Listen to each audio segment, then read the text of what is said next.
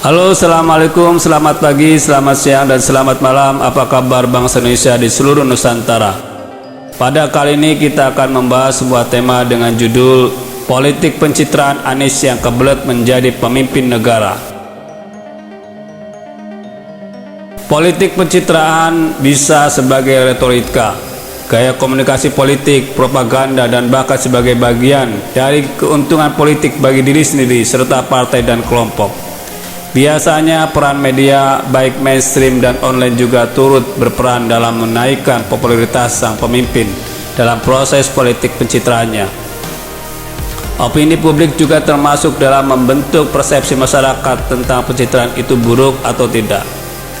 Kita bisa melihat contoh yang paling gamblang di mana politik pencitraan Jokowi berhasil membentuk opini publik yang positif, di mana banyak kebijakan yang pro rakyat. Sebagian besar masyarakat percaya bahwa program-program yang ditawarkan Jokowi sangat terkesan di hati dan pikiran mereka. Untuk itulah akhirnya Jokowi berhasil duduk sebagai kepala negara untuk kedua kalinya. Secara kontradiksi, politik pencitraan yang terbentuk di benak publik tidak semuanya dapat berhasil. Pasalnya, tidak selamanya tujuan yang diperlihatkan di depan publik sesuai dengan realitas yang sebenarnya. Banyak media yang mengangkat tema pencitraan terlalu berlebihan untuk mengangkat nama calon pemimpin. Disinilah perlu kecermatan masyarakat untuk menganalisis isi berita, karena bisa saja itu hanya buatan media maupun propaganda yang tidak sesuai dengan fakta di lapangan. Kita bisa ambil contoh gaya komunikasi politik Gubernur DKI Anies Baswedan. Dalam kesempatan bertemu dengan beberapa awak media, Anies selalu berkelit bahwa pencitraan politik yang dibalut dengan kunjungan kerja tidak menyasar pada pencapresan di 2024 mendatang. Bagi saya ini adalah sebuah kemunafikan di mana kunjungan kerja tidak harus dilakukan di luar pemerintahan di DKI. Masih banyak permasalahan di Jakarta yang harus ditangani dengan cepat dan tanggap.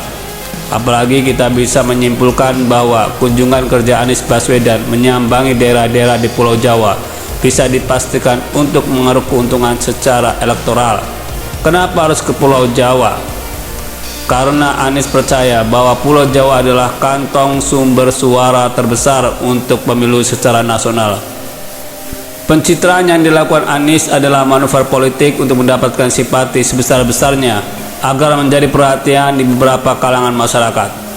Dengan sibuknya untuk menyiapkan diri sebagai kandidat kepala negara, Anies lupa dengan tugas pokoknya sebagai kepala daerah. Di masa pandemi ini, pencitraan Anies Baswedan keluar daerah sangat penting untuk menguatkan eksistensi namanya di berbagai lembaga survei. Namun sayangnya, berkibarnya nama Anies di sejumlah lembaga survei tidak berbanding lurus dengan kinerja dia sebagai gubernur.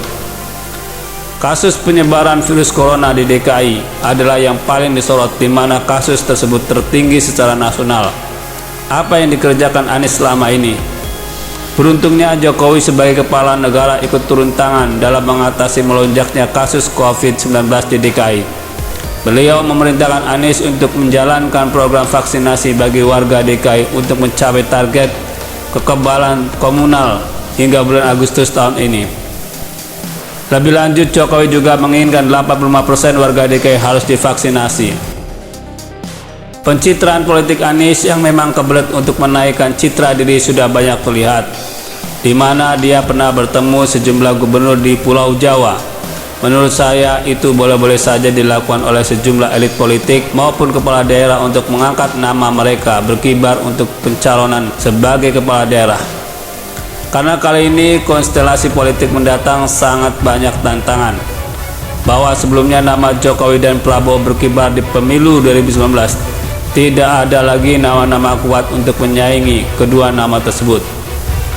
Dalam pandangan saya, disinilah beberapa elit partai maupun non-partai berlomba-lomba untuk menarik simpati publik untuk pemilu 2024 nanti. Mereka sudah membuka panggung politik untuk mendapatkan dukungan dari masyarakat.